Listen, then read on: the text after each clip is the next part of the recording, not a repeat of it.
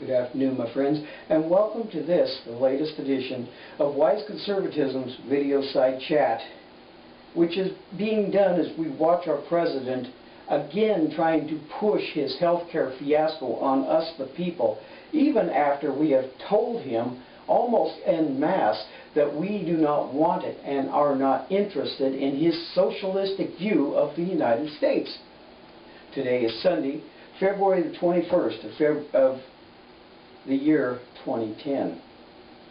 On Thursday, February the 18th, Obama stood before the Democrats in the Blair House, which is the presidential guest quarters across the street from the across from the White House. He was doing the same thing that he has done from the beginning, and that is pushing his healthcare fiasco, just like he has never been told that no one wants it. He is pushing for the agenda that has been slapped down by the people. It has been slapped down by the Republicans and slapped down by many of the Democrats on his side of the aisle. Yet, we now have to ask, just how much slapping down does this man have to take before he finally gives up and realizes he is on the wrong side?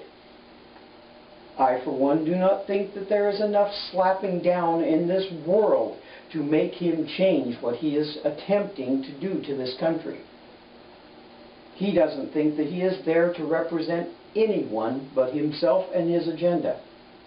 He thinks that he is there to dominate, and that's dominate you and me and our finances and our children's finances and their children's finances. He wants to steal from the rich who make this country work to give to people who don't want to work. I am afraid Mr. Obama domination is not the reason for the presidency. The reason for the presidency is to represent America, represent the people, and keep the people safe.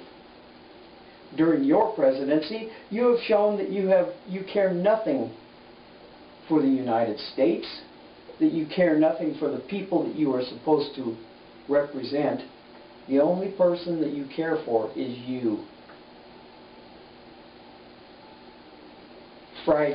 Saturday, on your internet address, you said this: "I don't want to see this meeting turn into political theater, with each side simply reciting talking points and trying to score political points." Kind of sounds like what you're trying to do, doesn't it? You went on to say, what's being tested here is not just our ability to solve this one problem, but our ability to solve any problem. Obama's main audience was Democrats, who must overcome their divisions and ease their qualms to get the final bill passed, which is what his full agenda is about. He doesn't care if anybody disagrees with him. He wants his bill passed. He also tuned his pitch to the independents who soured on the Democratic bill after initially being open to his health care changes. His idea of our ability to solve the problem is not to debate it, as I said, but for us to give in and agree with his agenda. Nothing more. The problem with Obama and others in our government who hail from the liberal left is that they are progressives. Progressives who, as Glenn Beck showed at CAPC the other day, is nothing more than communists.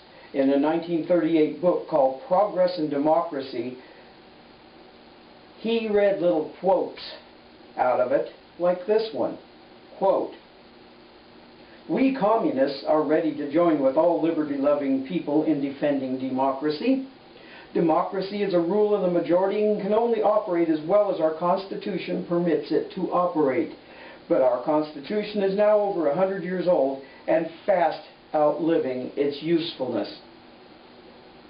The next section of the book talks of the communist allies, and it talks about the progressive movement along with Roosevelt as allies in their agenda.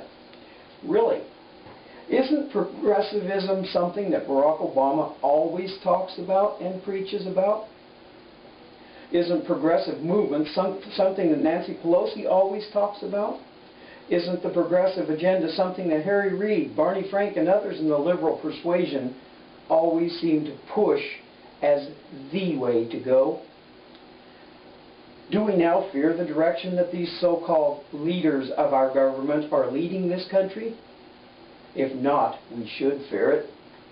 The media is also playing into this whole thing, because no matter what Obama does, to them it is always hinged on something listed as being historic.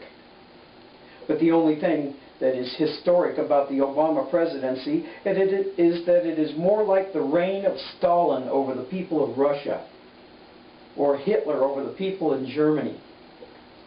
He is not acting like the President of the United States. His actions are more like a dictator, more like a communist. His actions are hurting America.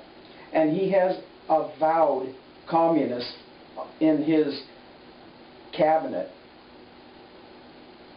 at least until the people found out, of course.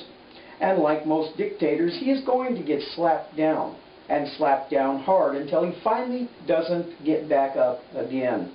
And we can only hope that happens before he destroys what is left of this great country, or there is nothing left to rebuild after he fails and falls.